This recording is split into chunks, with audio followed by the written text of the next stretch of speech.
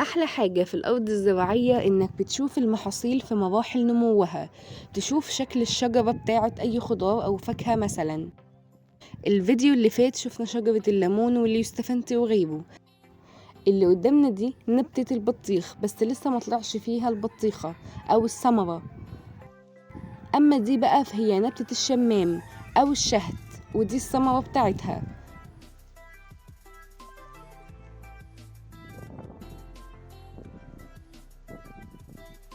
ده الذرة الشامي اللي لسه مطلعش فيه كوز الذرة.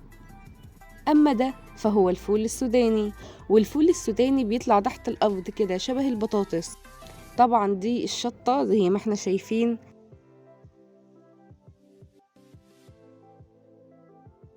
أما دي بقى الفاصوليا.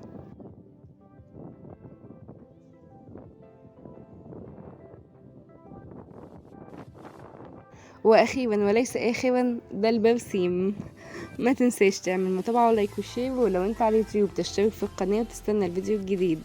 دي كانت حكاية جولتنا في الريف، نتقابل ان شاء الله في حكاية جديدة.